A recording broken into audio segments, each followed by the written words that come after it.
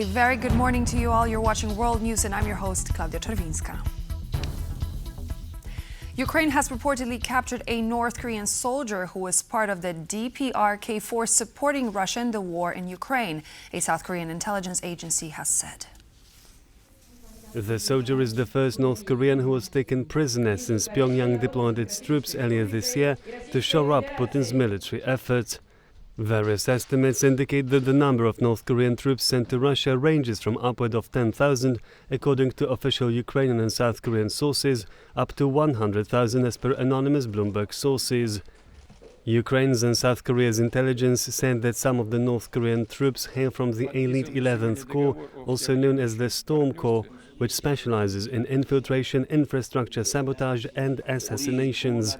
Over 3,000 North Korean troops are believed to have died or been wounded while fighting in Russia's Kursk region.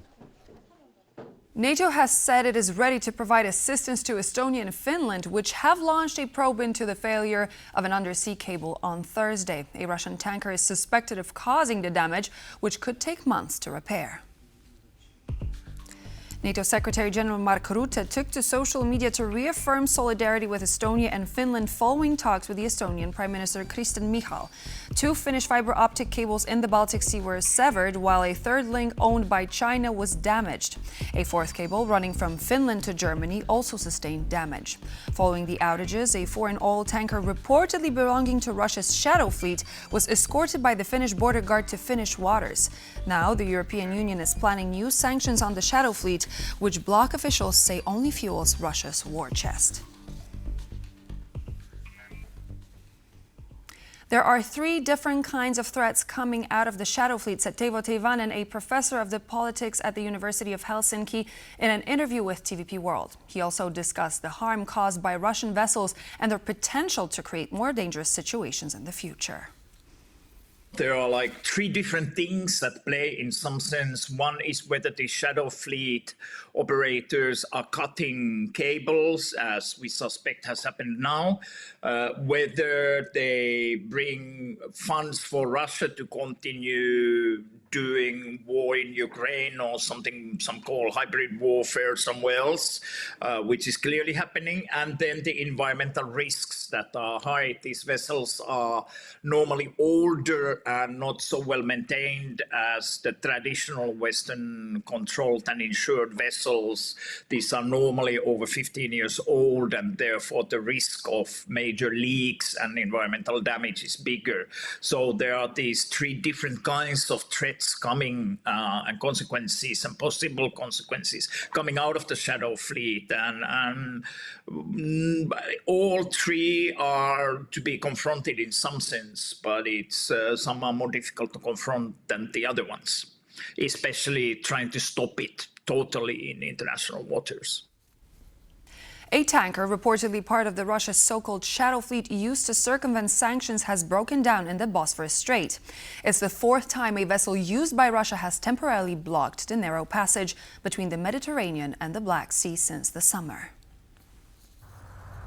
According to Turkish authorities, the malfunction occurred on Thursday while the Panama-registered ship Cordelia Moon was traveling from Yalova in Turkey to Russia. Brought on by an undisclosed technical failure, the breakdown resulted in a temporary suspension of all maritime traffic in the Bosphorus. Cordelia Moon is reported to have made multiple trips between Russia and India in suspected sanction circumvention operations.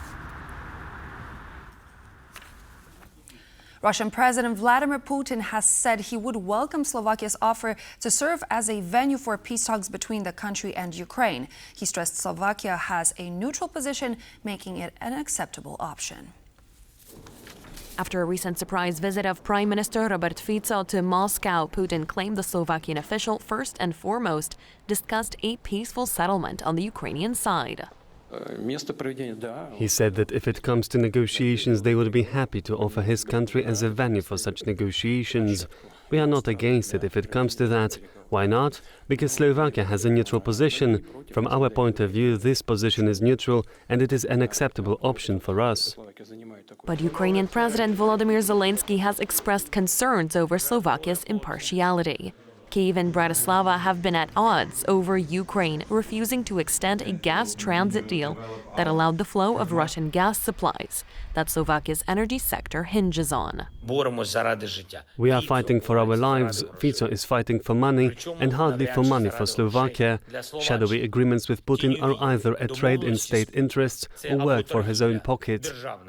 We also made him a proposal for possible compensation for the Slovaks, specifically for the Slovaks, for the losses from Russian transit.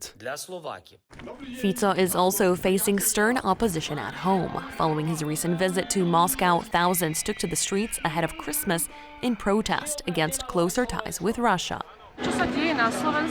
I don't agree with what's happening in Slovakia. We belong to the European Union. We are in the European Union. We're in NATO. And what Fico did is actually treason. He belongs nowhere else. Let him stay in Moscow.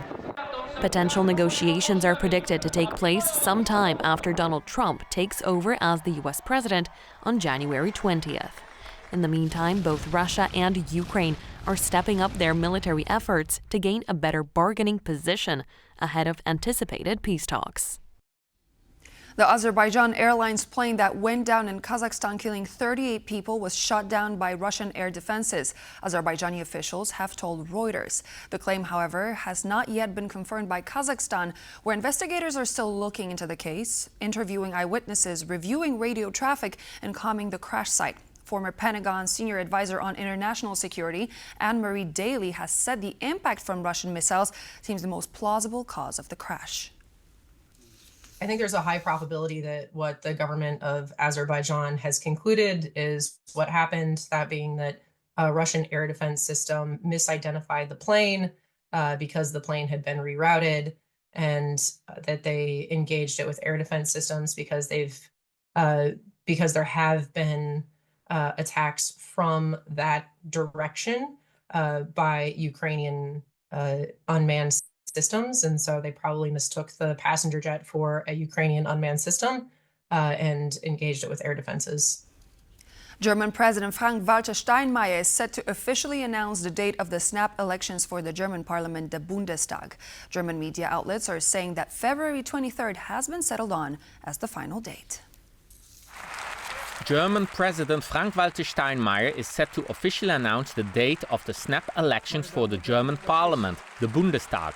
German media outlets are saying that February 23rd has been settled on as the final date. Germany is holding snap elections after the government of Chancellor Olaf Scholz lost a vote of confidence earlier this month. The coalition fell apart after Scholz dismissed his finance minister, Christian Lindner, in November. Lindner, of the liberal FDP, was at odds with other coalition partners over how to straighten out Germany's struggling economy. The Christian Democrats, led by Friedrich Merz, are leading the polls, but the exact makeup of the upcoming ruling coalition is still very much up for grabs. Just 2 weeks after being appointed the country's acting president, Prime Minister Han Duck-soo was dismissed from his new role. The politician agreed to step down as acting president to relieve ongoing tensions wracking the country. Now, the finance minister, Choi Sang-mok, is set to replace Han as acting president. 192 deputies in the 300-member parliament voted in favor of Han's impeachment. This comes just 1 day after the floor speaker of the Democratic Party of Korea announced the decision to introduce the impeachment motion after Han Duck-soo failed to appoint 3 judges to vacant positions in the Constitutional Court. The Prime Minister served as South Korea's acting president after President Yoon Suk-yeol was suspended on December 14th. The impeachment procedure was opened against the president over his imposition of martial law on December 3rd, which was lifted just a few hours later. Now the court will decide whether to move forward with Yoon's impeachment or reinstate him as head of state. Over the past month, Washington has announced several new military aid packages as the White House prepares for Donald Trump to take over the Oval Office. In his nightly address, Ukraine's President Zelensky thanked the Biden administration for the continued support. It is very important that the United States is now ramping up supplies.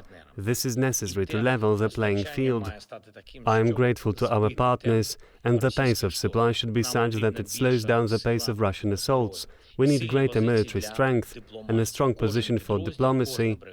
Every unit, every brigade that ensures this brings us closer to the possibility of normal peace.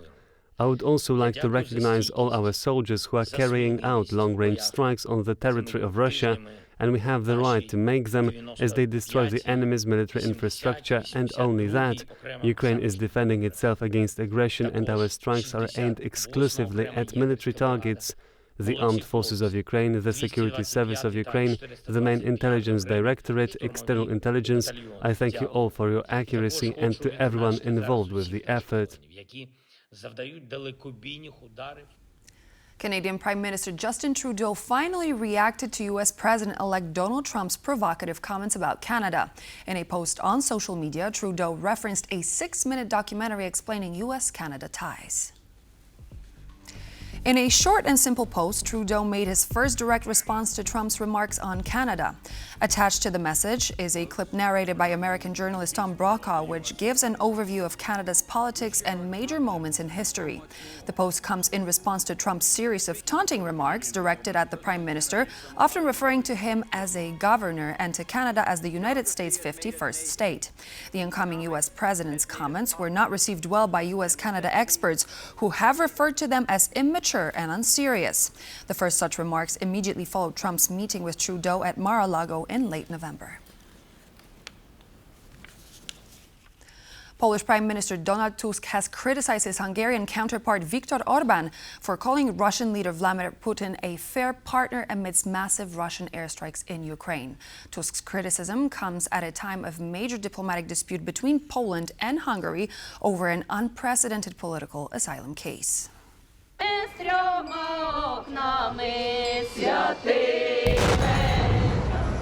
Christmas is usually a time of peace, but here in Ukraine, Russian troops took it as an opportunity to launch massive strikes across the country. While Ukrainian civilians and soldiers were getting bombarded, Hungarian Prime Minister Viktor Orbán bragged about his diplomatic relations on Christmas Eve. The President of Turkey is our friend, the President of Russia is our fair partner, and the Prime Minister of Israel is our good friend.